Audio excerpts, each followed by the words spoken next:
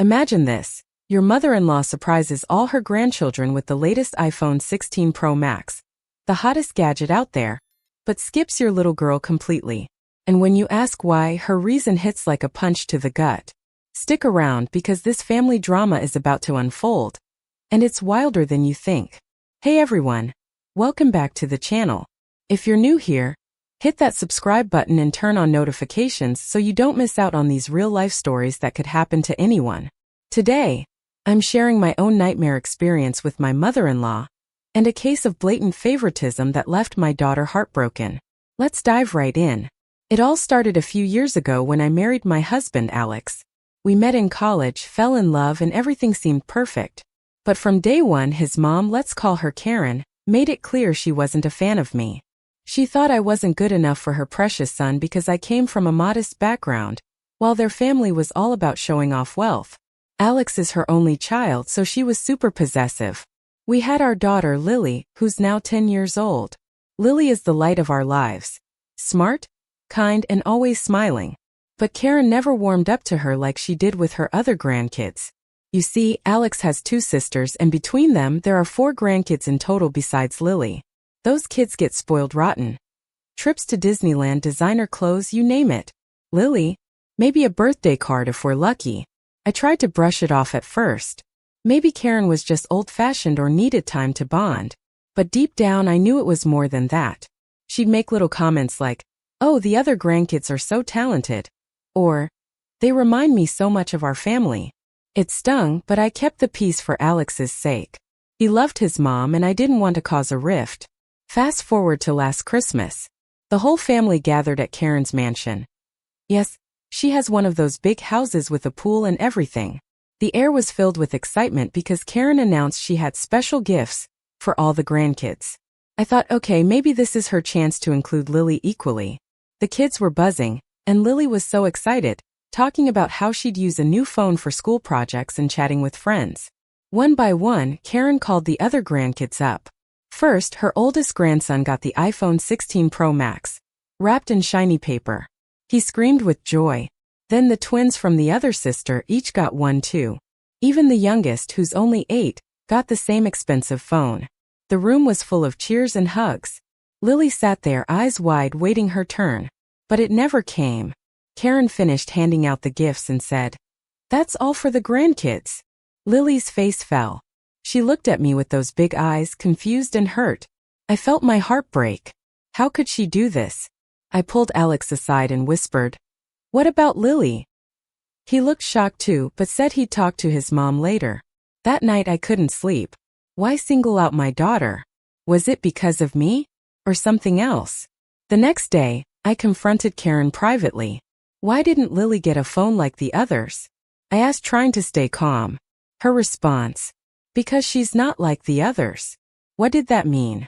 I pressed her and she finally spilled it. "Lily isn't my blood grandchild.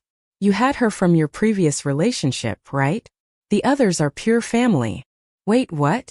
Yes, Lily is from my first marriage, which ended when she was a baby. But Alex adopted her legally, and she's his daughter in every way. Karen knew that. But to her, blood was everything. She said, "I give to my real grandkids. Lily has her own family for that." I was furious. How dare she? Lily calls her grandma, draws pictures for her, everything. This wasn't just about a phone, it was discrimination. Alex overheard and was livid too. He told his mom that was unacceptable and that Lily is family, period. The fallout was huge. The sisters got involved, some siding with Karen, saying tradition matters. Others thought it was cruel. We left early, and Lily cried the whole way home. I had to explain to her that some people are mean, but it doesn't define her worth. This incident opened my eyes to deeper issues. Favoritism in families can scar kids for life. If you're dealing with something similar, know you're not alone. In the next part, I'll share how we handled the aftermath and what happened when the family tried to make it right. So, picking up where we left off after that awful Christmas, things got tense in the family. Alex and I drove home in silence, with Lily quietly sobbing in the back seat. She kept asking, "Why doesn't Grandma like me, Mom?" I didn't have a good answer. How do you explain adult pettiness to a child? I just hugged her and said, "It's not about you, sweetie. Some people have weird ideas about family. When we got home, Alex called his mom right away. He was calm but firm. Mom, what you did was wrong. Lily is my daughter and your granddaughter. Excluding her like that hurt everyone. Karen defended herself, saying she didn't mean to upset anyone, but facts are facts. She even suggested buying Lily a cheaper phone to make up for it. Alex hung up saying no thanks. The next few days were rough. Lily didn't want to talk about it, but I could see it affected her confidence. She stopped drawing pictures for Karen and avoided family calls. I felt guilty, like maybe I should have seen this coming. Looking back, there were signs. Like at family gatherings, Karen would pose for photos with the other grandkids but forget Lily. Or she'd buy toys for them but nothing for her. I decided to talk to my therapist about it. She said this is classic stepfamily dynamics where some people struggle with blended families. It made sense, but it didn't make it okay. We needed to set boundaries. Meanwhile, Alex's sisters started texting. One, Sarah, was apologetic. I'm so sorry, I had no idea Mom was planning that. The phones were a surprise to us too. The other, Emily, was more defensive. Mom has her reasons. She's old school about bloodlines. That made me mad. Reasons? It's 2025, not the Middle Ages. We decided to skip the next family event, New Year's at Karen's. Instead, we had a small celebration at home with my side of the family. My parents adore Lily and made sure she felt special, giving her fun gifts like art supplies. It helped a bit, but the wound was still fresh. A week later, Karen called me directly, first time ever. She said, I didn't realize it would be such a big deal. Maybe I can get Lily something else. I told her it's not about the gift. It's about equality and love. She paused and said, well, she's not really mine, is she? I hung up. This pushed Alex to have a serious talk with his sisters. He explained how favoritism can damage relationships long-term. Sarah agreed and promised to speak to Mom. Emily grumbled but said she'd think about it. As weeks passed, I focused on boosting Lily's self-esteem. We enrolled her in a dance class she loved, and she made new friends. But deep down, I worried about future holidays. Would this happen again? Diving deeper, let's examine the financial dynamics here. The iPhone 16 Pro Max isn't cheap, around $1,200 each. Karen gifting 4 initially, then 1 more, totaled over $6,000. But was it generosity or control? Karen's wealthy from her late husband's business. She uses money to influence family, like paying for the sisters' vacations but not ours. It's subtle power play. By excluding Lily, she was asserting, I decide who's worthy. In family therapy, we discussed this. The therapist said gifts can be weapons in dysfunctional families. Karen admitted she felt generous to her real grandkids, but for Lily, it was optional. This open talks about inheritance. Karen hinted her will favors bloodlines. Alex said, if that's true, we don't want any part. It shocked her into rethinking. We researched estate planning for blended families. Experts recommend clear communication to avoid fights. One book, Who Gets Grandma's Yellow Pie Plate?, talks about emotional attachments to items. For us, it wasn't about money, it was equality. We started a savings fund for Lily ourselves, teaching her financial independence. Lily learned too. She said, I don't need fancy gifts to feel loved. We focused on experiences like weekend trips over stuff. Karen changed. Now gifts are modest and equal, like books or games. She even set up college funds for all grandkids, including Lily. But money issues lingered with Emily. She borrowed from Karen often, maybe why she defended her. When we called it out, Emily got help for her finances. This layer shows how favoritism ties to control. If money's used as a tool, address it head-on.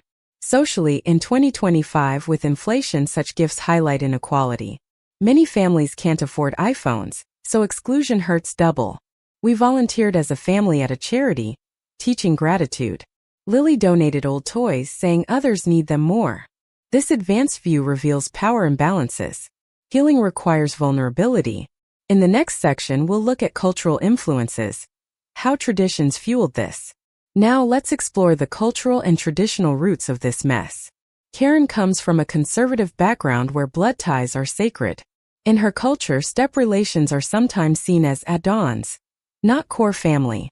This mindset is common in older generations. We talked about it in therapy. Karen said. In my day, family was blood only. But times change. Blended families are normal now. Stats show over 50% of U.S. families are blended. I shared articles on evolving family definitions. One from Psychology Today explains how rigid traditions cause pain. Karen read them and softened. Cultural holidays amplified it. During Christmas, her traditions emphasized lineage gifts. But we challenged that family is who you choose. Lily's mixed heritage added layers. My side is diverse while Karen's is homogeneous. She subtly favored similar grandkids. We introduced multicultural activities, like celebrating my heritage festivals with the whole family. Karen joined, learning new foods and stories. It bridged gaps. Extended family from her side had opinions. One uncle said, blood is thicker.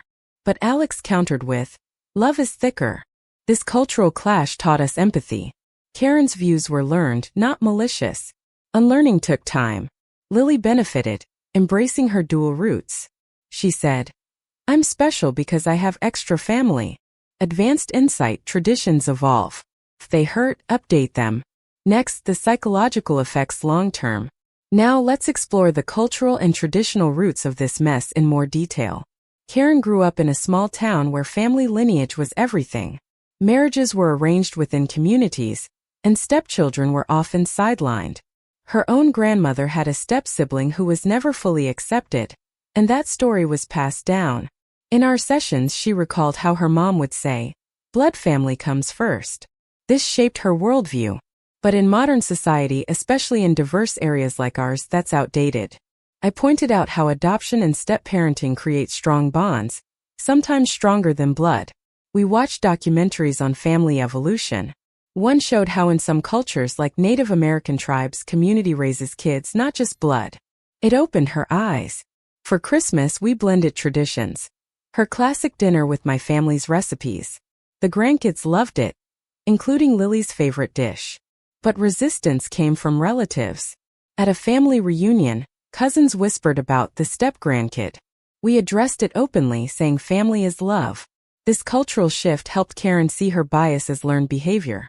She apologized again, saying, I was stuck in the past. Lily, being curious, researched her ancestry. She made a family tree including everyone, blood or not. Karen was touched and hung it up. Advanced perspective. Culture influences behavior, but we can choose what to keep. If traditions exclude, they're not worth it. We also discussed gender roles. Karen favored grandsons slightly, but that's another story. This layer added depth to our healing. Understanding roots makes forgiveness easier. In the next, long-term psychological impacts. Let's delve into the psychological impacts, from basic hurt to advanced effects. Initially, Lily felt rejected, leading to withdrawal. Kids internalize exclusion as, I'm not good enough. Studies from the American Psychological Association show favored kids can develop anxiety, while overlooked ones have low self-esteem. For Lily, it manifested in school. Her grades dipped slightly. We monitored her, encouraging open talks. She said, I felt invisible. We used art therapy. She drew pictures of dream family, including Karen. For me, it triggered anger and insecurity. Was I a bad mom for not protecting her? Alex felt torn between loyalties. Karen faced guilt, leading to depression. Therapy helped her process. Long-term, without intervention, this could cause adult issues like trust problems or repeating patterns. But we broke the cycle. Lily now advocates for kindness in her friend group. Advanced favoritism links to narcissism or control disorders.